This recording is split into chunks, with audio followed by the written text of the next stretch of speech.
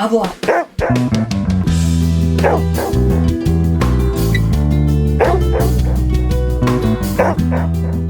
All right, welcome to another episode of Fit Pet Boston Talks.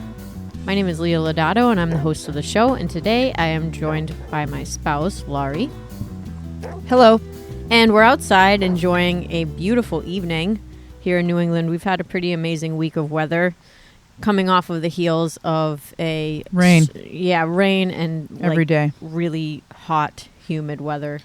It's been amazing this week to be outside working. And today, I also posted in our little Facebook group that we have for our clients about Nylabones, a chewable item that we often recommend for new puppy owners and dog owners alike, adult dog owners alike, I should say.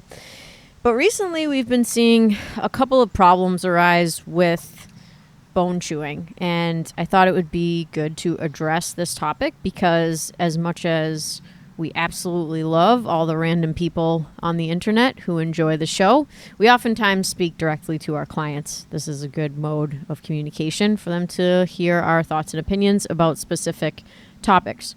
So I figured in addition to that post, we would talk about it a little bit on the podcast and just kind of get both of our opinions about Nylabone Dura chews, Benestones, deer antlers, Himalayan chews, bully sticks, all of these items that we give our dogs as pacifiers because they really enjoy chewing them. So where do you want to start with this, Laurie? I always recommended Nylabones for new puppies, so that was my thing. Right. They're the DuraChew brand, but if I noticed some of the dogs were ripping off little pieces and leaving a pile of them behind, or just changing the entire shape of the bone right from the beginning, I would remove it. Yeah, so the reason why I wanted to talk about this today is because we've had two clients specifically in the last year or so have really bad problems with bone chewing, and I don't feel like either of them would mind talking about. Because they're breaking their teeth. Yes, so that's the bottom line, is that dogs are breaking their teeth on the DuraChews. So one of the dogs had to have a root canal on her lower canine tooth, and the other dog is an older dog. She's 9 years old, Buddha. And she literally chewed the bone so aggressively that she wore down her back molars to the bone, and she had to get 7 teeth removed recently. So this is obviously years of bone chewing and probably maybe like an OCD type of bone chewing. Regardless, it was way too much bone chewing, and in the end, she doesn't have most of her back teeth now. So we just kind of wanted to talk a little bit about like what is aggressive chewing. So what's the difference between a dog, Laurie, who is enjoying a bone responsibly? It's kind of funny to even say that. Jesus. If you just notice a dog going to town, take it away. What is going to town though? Just never stopping chewing it. Yeah. And ripping off pieces and making a pile, then you need to take it away from the dog. Yeah, and the DuraChews are really strong plastic material. So if your dog is whittling that thing to a shank, right, and there are like shards of it on the floor after they're done chewing, or they're like hacking on the shards because anytime I hear coughing, I take the bone away. Yeah, so that's a good protocol gauge. Yeah, ripping off piles and pieces, never taking a break from chewing the bone and coughing, I remove it. So Moxie doesn't get them, Teddy doesn't get them here, Juno can't get them because she got her tooth fixed. Yep. And vets must be seeing it all the time, because every time I say to a parent, oh, I let them chew antlers or I let them chew Nylabones, they say, oh, my vet says don't give this to my dog. Right. And I mean, I got to give the dog something. Okay. I don't know. I give them, I do use antlers. We can't give Reuben a split antler because he scrapes his whole nose till it's bloody. So we don't give Reuben an antler. We realize that he gets a little crazy with them. Right. You know, Ripa, she chewed my Rottweiler before Buddha.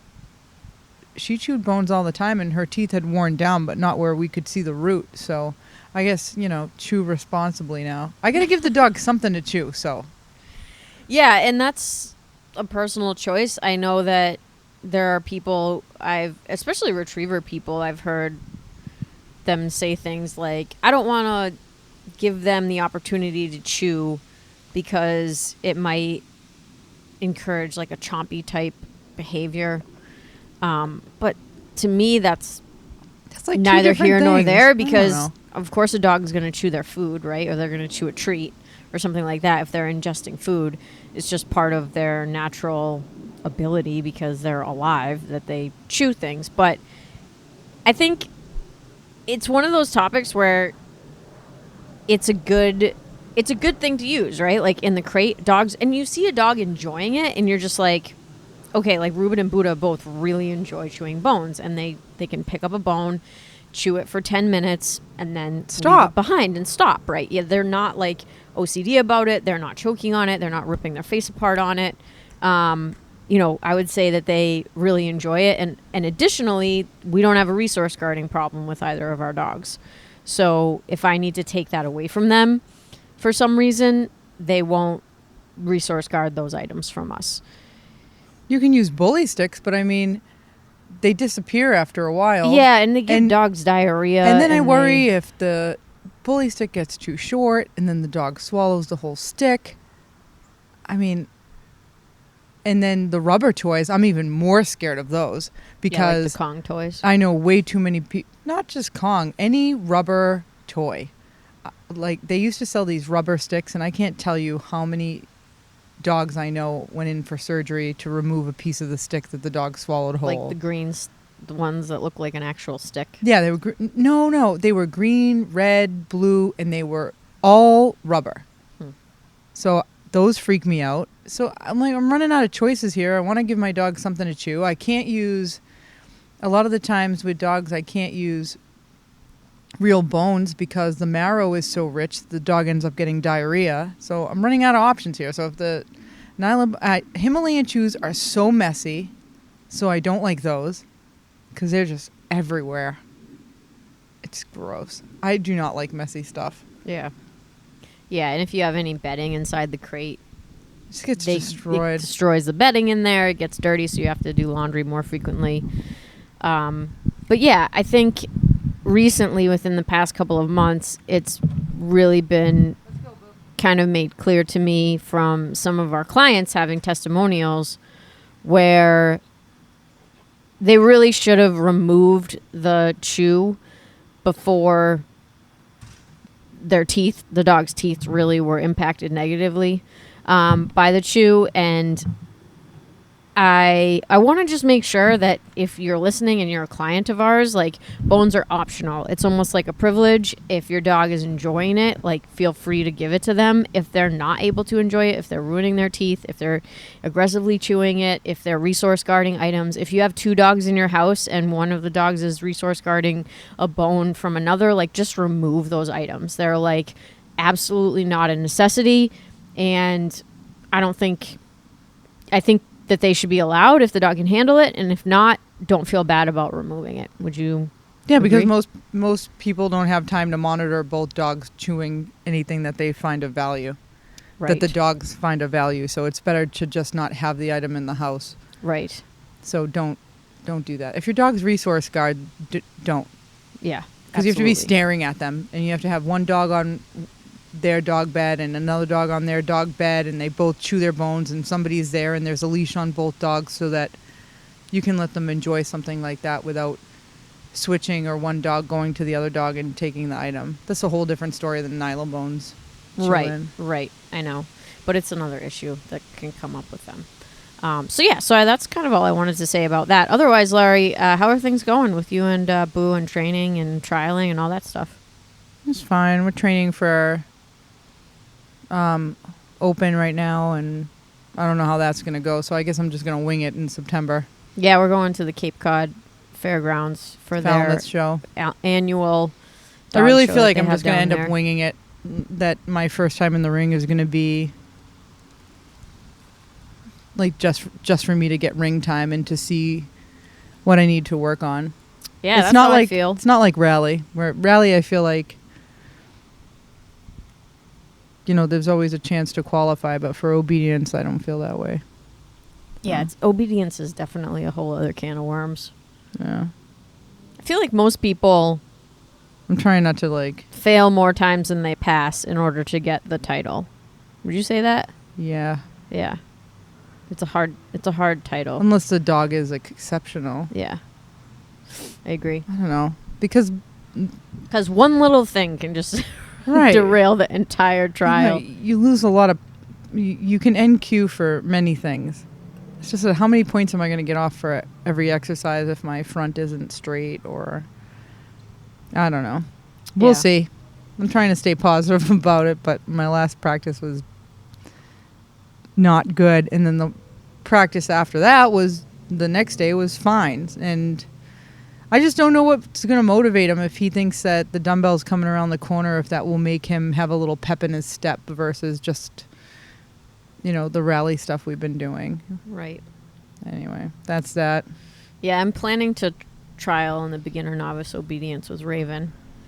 I'm not afraid to say it. We're doing it. And it should be interesting. She's still a really young dog and still trying to get her out into different environments. She has a new environment, overstimulation usually when we go someplace new, and then settles in. So I have absolutely no expectations. She can do all of the things in order to pass the test as of now. But of course, bringing a dog into a different environment that's stimulating and loud and tons of other dogs and 4 rings going on at the same time and they're usually car time and everything else. Yeah. It should be in Falmouth. There'll be 2 interesting. rings, 1 rally and 1 obedience. Okay. And it's in a kind of a barn. Yeah, like a warehousey barn type of place, right? Yeah, I really like that show. I really like going to the Cape. Yeah, it should be fun. I think she'll do really well. I think she'll do well too. We've been training. This whole experience, like training a puppy. Leah's been training like a son of a gun. Every day, Every off day. she goes with some camo and rubber boots on. That's not true. If it's a morning, definitely rubber boots because the grass is so wet and dewy. Leah, But- so dewy. Yeah, I had to pump the brakes a little bit on the water work with Raven. We've been doing a lot Water of land work. retrieves, trying to get as consistent as we possibly can with the retrieves on the land before we get in the water. And I think she got a little bit of a bacterial infection going on from the water. So, She had a rash. yeah, got to be careful. We used some medical shampoo. Is it going to rain again? There's just a day can't go by, God forbid, without rain. It hasn't rained in like 3 or 4 days. That's not true. Is it? Yeah, it rained like 2 days Okay, ago. rained 2 days ago. Then Leah comes home from the farm the other night, and then Raven comes upstairs with Buddha's Schutzen dumbbell in her mouth, and I'm like, you little shit. Just walking around with it. Just walking around with this huge, bigger than her head, bigger than the width of her entire body, just carrying it around. Yeah, God. but then I ask her to that hold dog it, and just she busts starts my chomping ovaries. on it like no, crazy. she doesn't. She just walks around with it. She does. It's got to be her idea, that dog. Women. Yep. Female dogs are just so much smarter. That's not true. I think it's true. I think female dogs mature faster. Maybe. I can tell you Rippa one was thing. brilliant. She's very She never s- gave me the trouble that Buddha did. Yeah. We've talked Buddha's about like, this I might before. work today, I might not work today. I don't know. It depends on how I feel. Do you have my favorite stuffed animal? No, I need another favorite stuffed animal. That's not going to work. Yeah, he's definitely more goofy. Yeah, Definitely more goofy, he is. for sure. Yeah, I'm excited for the Falmouth show. It'll be good to like see everybody. I haven't been to a trial in forever. I think the last trial I went to was Giddy up. 2 years ago when I went with Ruben and we got our Rally Novice title. Mm-hmm. And then he was like, "Stop torturing me with this, Mom." Plus, we have a break from work, which is exciting. Yes, so we're doing our annual September little breaky break, and the Falmouth show falls right at the beginning of that. So I it's have exciting. so many puppies right now. Yeah, Laurie's been getting so many private lessons with puppies. So many puppies. Yeah, it's been good because They're all nice, all different. eventually they'll all come to group class, right? Yep. That's great. That's the progression. Mm-hmm.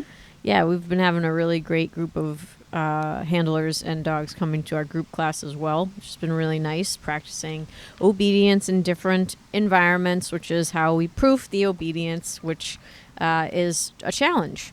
You never And know what's gonna happen. if you're a client and you're listening to this and you're like, I would never go to obedience, I would be way too nervous. Don't be nervous. Come anyway.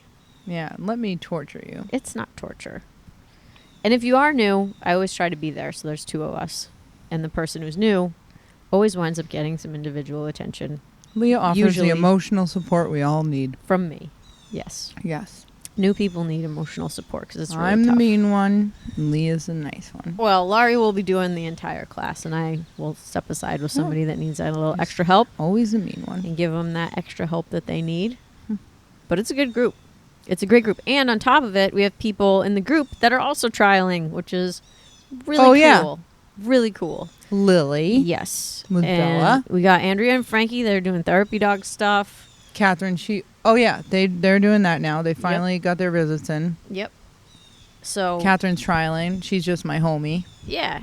I mean, I love her. we're really proud of that because I think if we can bring just a normal, everyday dog owner to the point where they feel comfortable bringing their dog to a trial, yeah, that's pretty awesome. Lily got 2 intermediate legs and placed Yeah. in both rounds. Yeah. Congratulations to Lily and Bella. Yay. Unbelievable work from those two. And man, I know that it's kind of like you work with 100 people in private lessons and maybe one of those people will enjoy doing it enough to get a TDI title. Maybe 20% will work on the CGC stuff. Oh, Raven got her CGC too last week. That's right. Yay. So we went to Auntie Dog. She did really well. I was pleasantly surprised. She was... You just never know what's going to happen. Well, it was funny because we walked into the place and Liz and the friendly stranger were away from us. They were in the studio, and Raven started to investigate everything. And I was like, oh, God. She wasn't giving me any attention. And I was like, this is going to be terrible. So, like, we walked around the back and into the hall. And I just paused, took a breath, walked in the studio, and she really pulled it together. So I have to say, she did amazing. Who and Liz pulled was, it together? Leah or the dog? we both did. Well, she's obviously, we've been to the studio before. We've never been to the studio in that context before. So it was a little challenging. And she did like all the obedience and all the hard stuff, like flying colors, like unbelievable. And with the handling Good job. from other people, she's just a little excitable dog, and it's all friendly energy. There's nothing like weird about it. but- she is a happy dog. But yeah, I will say that. You never... way overly happy. Yeah, for she sure. can't like annoy you No. because she's just really a joyous animal. Yep. So it was a good experience all around. If anybody's interested in doing a CGC test, Laurie is an evaluator. And if you know us too well to do the CGC test, and there's no criteria for that, but like, for example, Laurie could have tested Raven for the CGC and had a couple strangers come over. No, that's conflict But of yeah, interest. that's a conflict of interest, right? Because we work together, and no, I'm not going to do that. I'm going to go somewhere else because obviously it's going to be harder to go somewhere else, but passing is not the number one priority. The number one priority is making sure that my dog can do all the criteria and that, we do that ethically. So we went up to the training studio, got it done with the training studio. So I want to mention one other thing. what do you want to mention, hon? Buddha did a therapy visit with Best Buddies in their summer program at the Woburn High School with Catherine and Penny and Officer Brownie McSnuggles Yep. and Liz. That's a real dog. yeah. Officer Brownie McSnuggles. Stormy. So who's that? Stormy, Penny, Buddha, Officer Snuggles. and Officer Brownie McSnuggles. And Reggie. And Storm. Reggie, oh, you the said owner, Stormy yeah. already. Okay. And they did a car wash the day after we were there. Also, Bella and Lily volunteer there too. And they raised $562 for Therapy Dogs International. Wow. I know. Pretty cool. It was a really nice visit. And that was they're based out of the Joyce Middle School in Woburn, and who was it? The Shamrock, was it? Yeah, the Shamrock was a 3rd grade class, right? Yeah. The Shamrock was a 3rd grade class, and they raised money for Therapy Dogs International too, and it was a little over $200. And I think it's pretty amazing that obviously I have all my therapy dog people helping me, but I'm the one that usually plans the visits and, is like the coordinator for them. And I think it's pretty amazing that Buddha has, just, he's really like these people are contributing and donating to Therapy Dogs International because of Buddha and friends. Yep. Right? And it makes a kid's day, and I think they deserve to be mentioned because they're pretty amazing for doing that. Yeah, totally. They don't have to, and they pick TDI, and absolutely. so that's nice. Well, that was a big thing. The at Best Buddies recognize the value of having the therapy dogs come in and help out the kids. It was really nice because it was in the high school and it was air conditioned in there, and the middle school isn't. Yeah, there's a middle school here in Woburn. It was so nice. If anybody on the school committee happens to be listening, the Joyce Middle School is, I don't think it's changed since you went there. It's just really, no, not since I was there, but it's just so hot in there. So it's so dated. Yeah. There's no air conditioning. There are a few schools that were, the rooms are so small. And elementary school were redone, but it's pretty rough in there. So it was just such a nice visit, and the rooms are so beautiful and airy, and there's windows to the outside, and they're well lit, and so it was just a really nice visit. Yeah, the high school is like 10 years old, I think.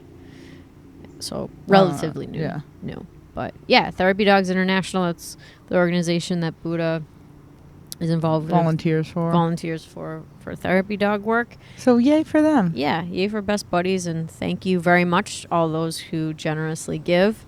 That's pretty darn cool. Yeah, anything else you wanted to go over, Laurie? I think I'm all right. Yeah, we're just having we're having a drink out on the veranda, which is overlooking our yard, and my practice frisbee net. Ooh, I got a new scaling wall. And Laurie got an A-frame scaling wall. Makes me so happy. She's been having a lot of fun with Buddha and the clients, getting them up and over that thing, which is basically yard furniture. I think it's lovely. Thing is huge. We use our pause agility table for a podcast, a drink, podcast, and snack table. Yeah, it's basically like a coffee table. Yeah, and dogs can use it too, which is so. We can't have nice things. It's funny because I've been doing some shaping with Raven for the hold, and we always do it on fun. This table. And so now every time she sees it, she just jumps on it. It's so funny. Yeah, Buddha does too. It's hard to keep her off of it, to tell you the truth. She's got it in her. Yes, I had a horrible dream last night about Raven. I won't go into detail, but it was like a dream. Now you have to. Oh, well, it was a dream where like I lost the dog, right? Like actually, like I lost her. And I was devastated. And I went back to her breeder to explain to him what happened and ask him if I could get on a list to like get another dog. And in my dream, he was like, I'm not breeding labs anymore. I'm only breeding Wheatons and Shepherds. And I'm like, why? I hate those breeds. This is in the dream, people, not in my dream. Life. I was like, I hate those breeds. I don't hate those breeds in real life. And like in the dream, in the back of his house, there was like a castle foundation. So it was like 2 humongous rooms that were like 6 feet high, but it was just foundation, so you could like drop down into them, and that's where he had his like litters. And he was like, "No, I swear they're great. Like, just check out these dogs." And I was like, furious and sad all at the same time. I would never want a West Island. And it was just like a. Not because I don't love them. I just don't want a Westie. No, it wasn't a Westie. It was a Wheaton. Said a West. Oh, a Wheaton. Oh, I definitely don't want those. Yeah. Can't even imagine. I know. So They're anyway, that was my nightmare. Not my jam. Happening last night. Not that there's anything wrong with them. Wheatons? Yeah. They're pretty. Yeah. And intelligent. And so are German Shepherds. But it's okay to find something about Shepherds. Pretty and intelligent, but not want it for yourself. You know what I mean? Right. That's what I'm saying. It's absolutely nothing wrong with that. Yeah. So, anywho. All right. So you've heard about my dream. You've heard about TBI. We've talked about Nylabones. If you have any questions and you're a client about Nylabones, please don't hesitate to ask. I know things can get confusing, but things are not cut and dry, right? Like there's a bunch of gray area in the middle when it comes to dogs, tools, training, Dogs. stuff that's available and on the market. So many opinions. So many opinions. Don't hesitate to ask. We will give you our opinion, always with the disclaimer of you do you, boo. And I don't you know, always feel that way. well, yeah, about certain things, but about other things, we're a little bit more flexible. So, all right, we're signing off. Thank you for listening to the podcast. Feel free to like, subscribe, and share so as many people can hear it as possible. And we will see you next time. See ya.